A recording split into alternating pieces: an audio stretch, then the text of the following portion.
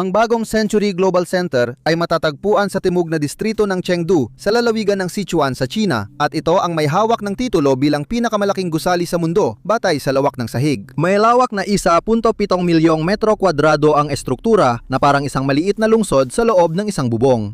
Ang gusali ay 500 metro ang haba, 400 metro ang lapad, 100 metro ang taas at may 18 palapag sa ibabaw ng lupa. 20 Sydney Opera House ang kasyang ilagay dito at may sobra pang espasyo. Pero pagpasok mo, hindi mo ramdam na nasa ganong kalaking gusali ka. May shopping mall, opisina, conference hall at intercontinental hotel. May skating ring, cinema multiplex, corporate floor at tamang kalye ng pamilihan habang sa gitna ay may indoor na dalampasigan. Ang Paradise Island Water Park ay may artificial na baybayin sa ilalim ng kurbadong salamin na bubong na may 150 metrong LED screen na nagpapakita ng tanawin na karagatan at paglubog ng araw.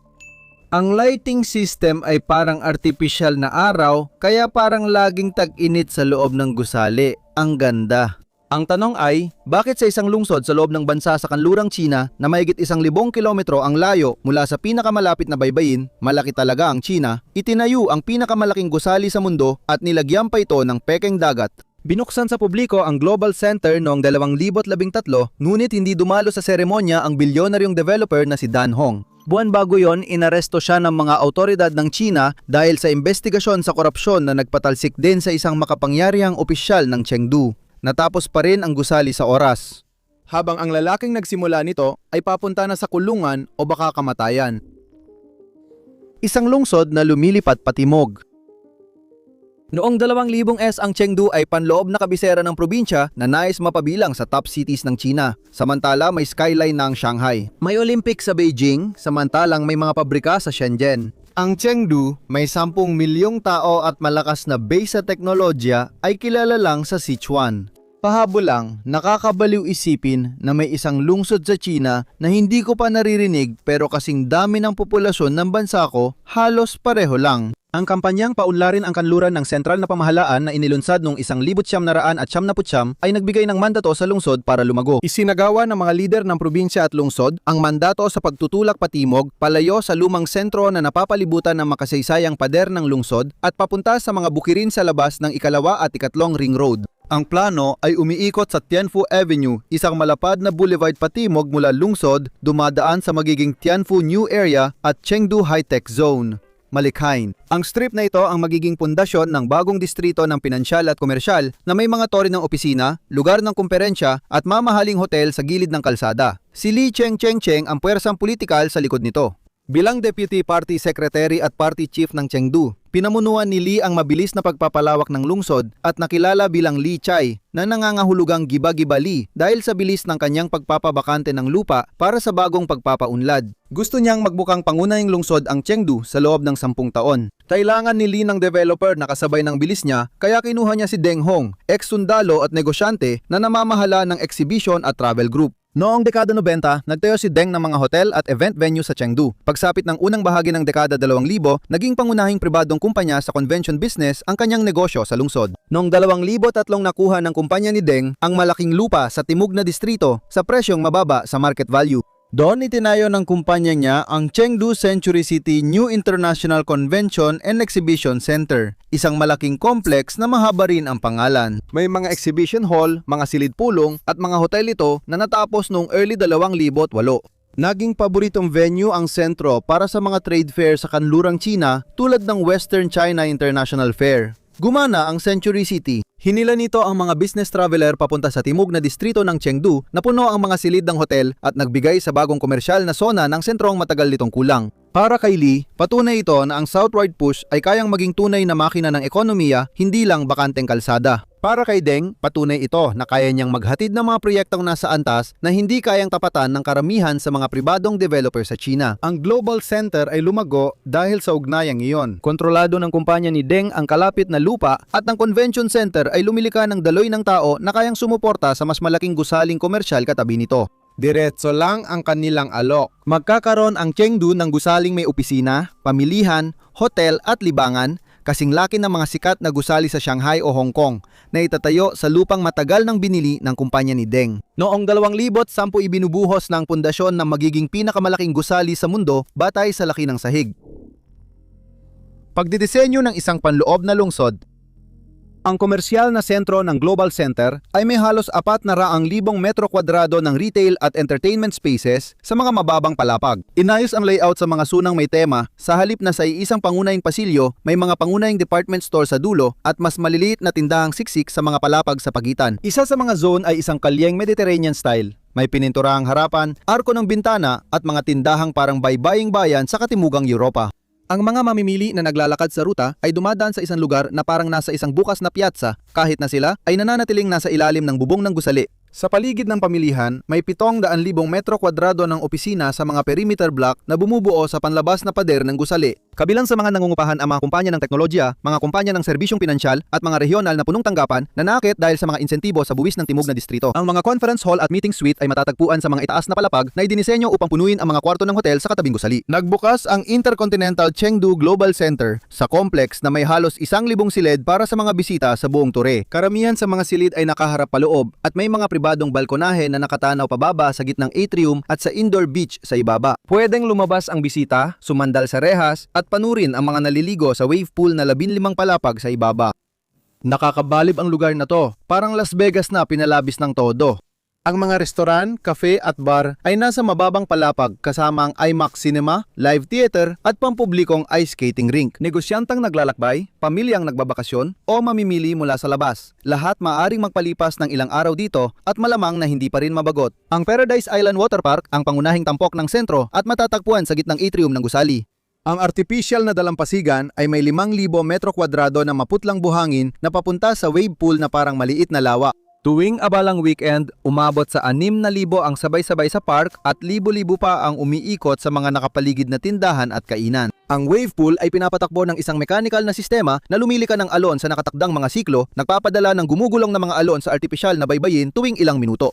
May isang lazy river na umiikot sa paligid, dinadala ang mga inflatable na salbabida sa tabi ng mga punong palma at mga batong palamuti. Ang mga water slide ay paikot na bumababa mula sa mga plataporma sa itaas at may malaking barkong pirata sa dulo ng dalampasigan bilang akyatan ng mga bata. Kahit mukhang kakaibang lugar, tiyak magugustuhan ng mga anak ko. Sa taas, may nakasabit na artipisyal na araw mula sa bakal na truss ng bubong. Pinagalo ng sistema ang malalakas na ilaw at heating element para painitin ang hangin sa atrium at pataasin ang temperatura ng buhangin. Ang totoong klima sa Chengdu ay malamig at maulap sa halos buong taon, at karaniwan ang abuing kalangitan tuwing taglamig. Sa loob ng gusali, laging parang tropical na hapon ang dalampasigan dahil sa mga ilaw, anuman ang panahon sa labas. Ang panlabas ay dinisenyo ng Shenzhen Zhongsheng Architects na humubog sa gusali ayon sa temang pandagat para bumagay sa nilalaman ng gusali. Ang bubong ay may mahahabang kurbang parang alon at nakausling gilid na ayon sa mga arkitekto ay kahawig ng mga seagull na lumilipad.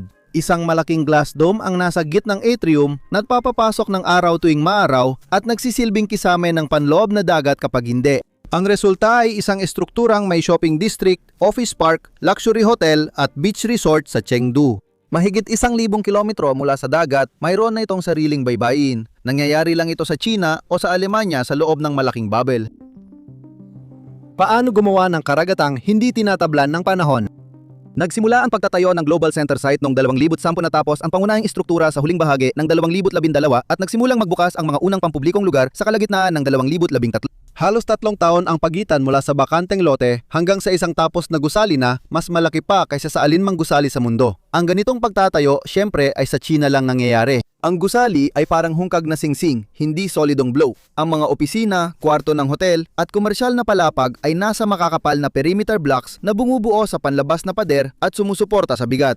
Pinalilibutan ng mga block ang malaking atrium sa gitna ng gusali at ang water park sa sahig nito. Ang dome sa itaas ng dalampasigan ay umaabot ng humigit kumulang 65 metro mula sa buhangin sa pinakamataas nitong bahagi na nagbibigay sa gitnang bahagi ng taas na katumbas ng isang gusaling may 20 palapag na walang panloob na haligi na hahadlang sa tanawin. Ang paggalaw ng tao sa ganitong kalaking gusali ay kailangan ng infrastrukturang palang transport terminal. Mahigit 240 elevator ang ginagamit sa iba't ibang tour, hotel at mga palapag ng tindahan at nakaayos ang mga elevator sa mga grupo para sa iba't ibang hanay ng mga palapag. Kayang maglaman ng hindi bababa sa 10,000 sasakyan ang underground parking sa iba't ibang level na may hiwalay na pasukan para sa office tenants, hotel guests at mall visitors. Ang pagkontrol sa klima sa atrium ay isa pang malaking problema. Ang artipisyal na araw ay nagpapainit at nagbibigay liwanag sa milyong-milyong kubikometrong hangin, habang ang wave pool, lazy river at panloob na halumigmig ay nagdadagdag ng kahalumigmigan dito. Isang mechanical plant ang namamahala sa pagpainit, pagpapalamig, pag-aalis ng halumigmig at ventilasyon sa gitnang espasyo, habang magkahiwalay ang sistema para sa mga opisina sa gilid at silid ng hotel na may iba't ibang kondisyon. May dagdag na plumbing layer ang water park na di karaniwan sa ibang komersyal na gusali. Tuloy-tuloy ang filtration loop sa wave pool at lazy river. Pinapagana ng pump room ang wave generator sa schedule na papadala ng alon sa artipisyal na baybayin kada ilang minuto. May waterproof membrane sa sahig ng atrium at mababang pader sa likod ng dalampasigan para hindi dumaloy ang tagas sa parking level sa ibaba. Bahagyang naresolba ang daloy ng tao sa pagkonekta ng gusali sa Chengdu Metro. Dumadaan ng linya 1 sa ilalim ng lugar at binubuksan ng Jinsang Plaza Station ang direktang pasok ng pasahero sa mga mababang palapag ng kompleks. Ang koneksyon na ito ay nagpapaintulot sa 10,000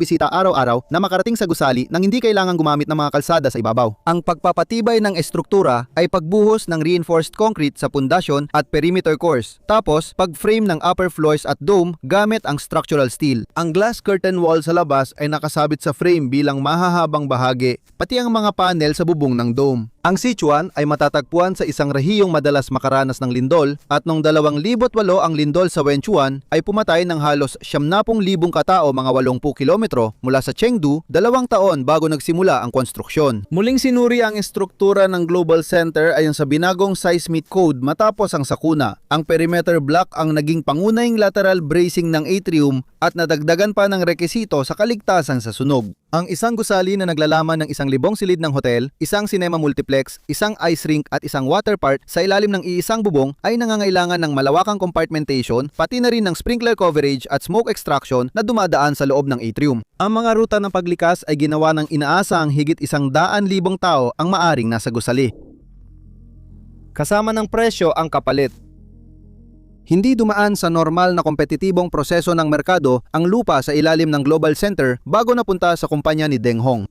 Ayon sa ulat ng negosyo sa China, ang Cultural Ocean Park na kaugnay ng Global Center at mga kalakip na parsela ng lupa ay opisyal na nakuha sa subasta noong 2008 sa halagang 480 milyong renminbi. Pero kinuwestiyon kalaunan ang presyo at proseso dahil di pangkaraniwang murang lupa at tila hindi napansin ang subasta. Dinitin si Deng Hong sa huling bahagi ng Pebrero 2013 kaugnay ng investigasyon kina Li Chongchang, paglilipat ng lupa, buwis at panlilinlang sa pautang. Noong Nobyembre 2013 iniulat mula sa China na natanggap na ng pamilya ni Deng ang abiso ng pag-aresto dahil sa hinalang muling pagbebenta ng lupa, pekeng resibo, pag-iwas sa buwis at panlilinlang sa pautang. Ang tiyak lang ay ang Global Center ay galing sa isang pampulitikang sistema ng pagpapaunlad ng lupa at kalaunay naging bahagi ng mga naging epekto ng kampanya laban sa korupsyon sa Chengdu. Ang Global Center ay inilunsad bilang pangunahing proyekto ng pagpapalawak patimog, suportado ng pamahalaang munisipal ng Chengdu at probinsya ng Sichuan.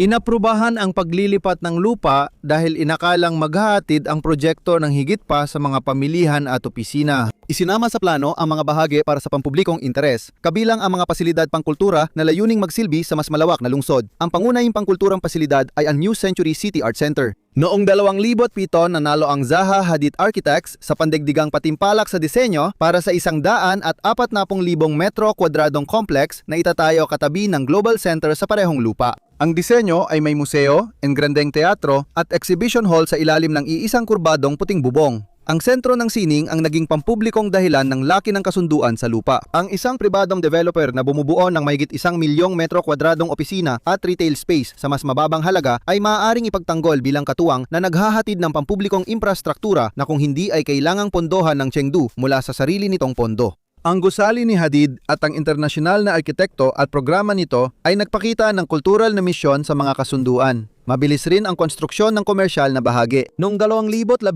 papalapit na sa sukdulang, taas ang pangunahing istruktura ng Global Center. Inaasikaso na ang hotel at napupuno ang water park. Samantala, ibang bilis ang Hadid Cultural Complex sa katabi. Mabagal ang pag-angat ng istruktura, di natapos ang interior at lumampas ang petsa ng pagbubukas ng walang seremonya. Mabilis natapos ang mga palapag na kumikita pero iniwan ang pampublikong bahagi. Nagbago ang pampulitikang kalagayan sa likod ng proyekto noong huling 2012. Si Xi Jinping ay naging pangkalahatang kalihim ng Partido Komunista noong Nobyembre at agad naglunsad ng kampanya kontra korupsyon ilang linggo matapos manungkulan at halos agad itong umabot sa Chengdu. Noong Disyembre 6, 2012, inanunsyo ng Komisyong Sentral para sa inspeksyon ng disipli na iniimbestigahan si Li Cheng-cheng-chong dahil sa matinding paglabag sa disiplina. Si Li ay Deputy Party Secretary ng Sichuan noong panahong yon matapos siyang ma-promote mula sa kanyang posisyon sa Chengdu at siya ang unang opisyal na may ganung ranggo na patalsik sa ilalim ng bagong kampanya. Tumutok ang investigasyon sa mga paglilipat ng lupa at mga pag-apruba sa mga proyektong pagpapaunlad habang siyang namamahala sa pagpapalawak ng Chengdu patimog. Uminit ang sitwasyon matapos maupos sa kapangyarihan si Xi. 2 buwan ang lumipas bago sumunod si Deng Hong. Pebrero 2013 siya dinala ng mga otoridad ng China sa kustodiya para tanungin kaugnay ng kaso ni Li Cheng-cheng. Hindi agad ipinaalam ang pagkakadete niya at tuloy pa rin ang exhibition at travel group sa paghahanda ng Global Center na parang walang nangyari. Sinabihan ng mga empleyado ng kumpanya na hindi lang available ang kanilang chairman. At technically, totoo naman yon. Noong Nobyembre 2013 formal nang isinampa ang mga kaso laban sa kanya. Inaresto si Deng dahil sa mga kaso ng irregularidad sa lupa, kaugnay ng Global Center at Century City, paggamit ng pekeng resibo, pag-iwas sa buwis at panlilinlang sa utang. Malaking gulo ang kinasangkutan niya. Sabi ng investigador, nakuha ni Deng ang magagandang presyo ng lupa dahil sa suhol na ibinigay kay Li Cheng-cheng at iba pang opisyal para sa pag-apruba at proteksyon. Hinatulan si Li ng 13 taon sa kulungan dahil sa panunuhol at abuso sa kapangyarihan. Ang kaso ni Deng ay tahimik na umusad at maraming detalye ang di sinapubliko. Pero ang epekto ng insidente ay umabot pa sa iba, hindi lang kina Li at Deng. Noong 2012 at 2013, may ilang libong construction worker sa Global Center, isang intercontinental hotel na naghahanap ng empleyado para sa 1,000 kwarto mga retail tenant na pumipirma ng kontrata sa mall at mga bangkong pag-aari ng estado na may pautang sa gusali. May mga nangungupahan na sa mga palapag ng gusali na iniimbestigahan ang may-ari sa kasong kriminal. Walang alam ang mga bisitang bumili ng tiket sa unang weekend ng pagbubukas ng water park tungkol dito. Nakapiit si Deng habang naghahanda na magbukas sa publiko ang gusaling tinipon niya ng 10 taon. Binuksan ang unang pampublikong bahagi ng Global Center noong Hunyo 2013. Naunang nagbukas ang ilang bahagi ng mall, kasunod ang sinehan at ilang retail floor sa itaas sa huling kalahati ng buwan. Noong Hulyo 1, 2013, naganap ang formal na pagbubukas. Pumutol ng laso ang mga lokal na opisyal sa ilalim ng glass dome ng Central Atrium kasama ang artipisyal na araw sa itaas at wave pool sa ibaba. Ang okasyon ay pinaikli na may maikling talumpati at mas kaunting bisita kumpara sa inaasahan para sa laki ng proyekto. Wala si Deng Hong. Hindi nakadalo ang chairman ng kumpanyang nagpatayo ng pinakamalaking gusali sa mundo sa pagbubukas ng sarili niyang proyekto at di rin siya nabanggit sa opisyal na programa. Ang mga tauhan mula sa exhibition at travel group ang kumatawan sa developer sa entablado. Ang mga lider ng probinsya na dating nagpa-picture kay Deng sa ribbon cutting ng Century City 5 taon nang nakalipas ay dumistansya sa pagbubukas ng Global Center. Dumating ang international na balita makalipas lamang ang ilang oras na nagdedeklara na ang pinakamalaking gusali sa mundo ayon sa floor area ay bukas na. Kumalat ang mga litrato ng indoor beach na may LED horizon screen at artipisyal na baybayin sa print at online. Ang pangunahing bilang na 1.7 milyong metro kwadrado ang naging sentro ng karamihan sa mga ulat dahil ito ay 1.7 milyong metro kwadrado ang laki. Bukas ang Paradise Island Water Park para sa mga bisitang may tiket sa buong Hulyo. Gumagana ang wave pool, lazy river at pirate ship ayon sa schedule. Nagsimula ng tumanggap ng reserbasyon ang Intercontinental Chengdu Global Center at ang mga unang bisita ay nag-check-in sa mga kwartong tanaw ang atrium.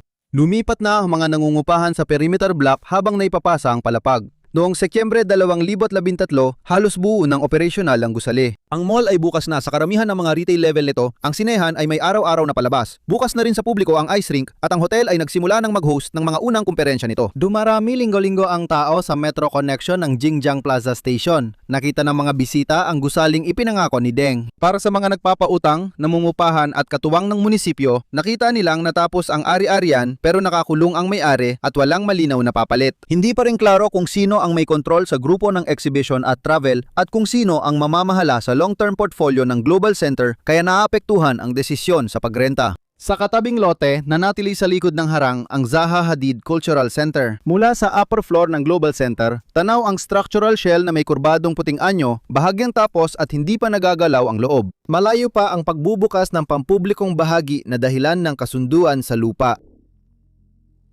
Mas tumatagal ang gusali kaysa sa nagtayo nito.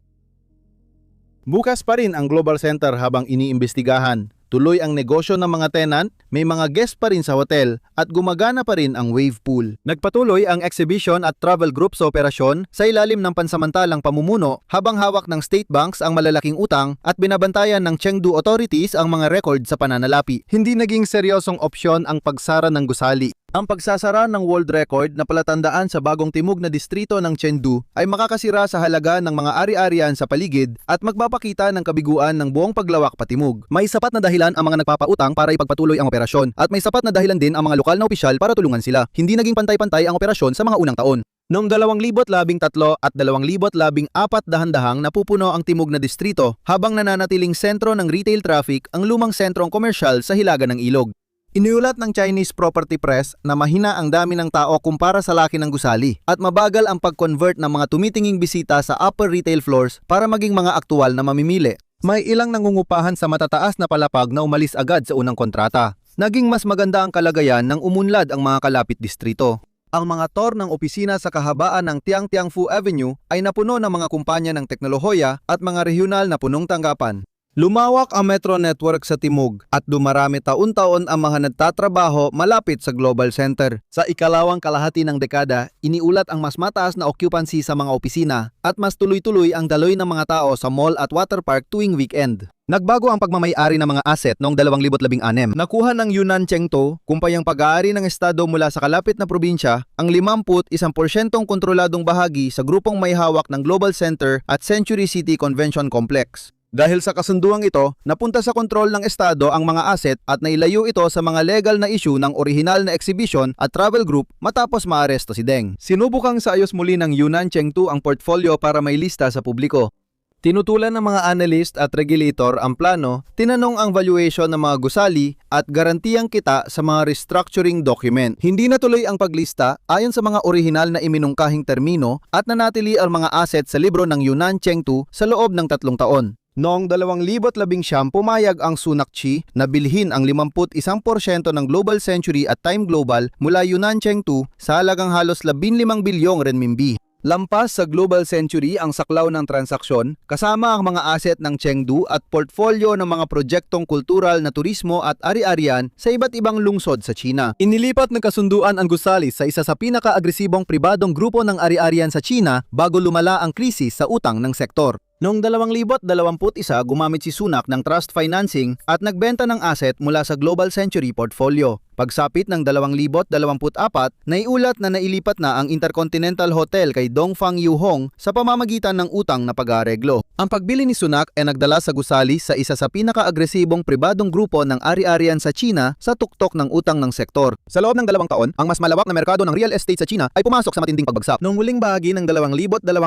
na mag-default ang Evergrande, huminto ang kredito sa industriya at napailalim sa matinding presyon si Sunak mula sa sarili nitong mga nagpapautang. Noong 2021, muling pinundohan ni Sunak ang bahagi ng West Wing ng Global Center sa pamamagitan ng trust arrangement na nagkakahalaga ng 8.2 bilyong renminbi. Kumuha ng pera ang kasunduan batay sa halaga ng wing habang kontrolado pa rin ni Sunak ang operasyon na nagpapakita ng pinansyal na hirap na idinulot ng mga restriksyon ng pandemya sa convention center, hotel at retail na negosyo sa gusali. Bumagsak ang mga booking para sa mga conference noong mga lockdown ng 2020 at 2021 at ang occupancy rate ng Intercontinental ay bumaba ng husto kumpara sa antas bago ang pandemya. Ang Global Center ay napunta mula sa isang pribadong developer patungo sa isang panlalawigang kumpanyang pag-aari ng estado at pagkatapos ay sa isang pambansang higanting kumpanya ng ari-arian sa loob lamang ng 6 na taon mula nang magbukas, kung saan bawat transaksyon ay may magkakaibang pagpapahalaga sa gusali at bawat bagong may-ari ay umaako ng bahagi ng naipong utang nito.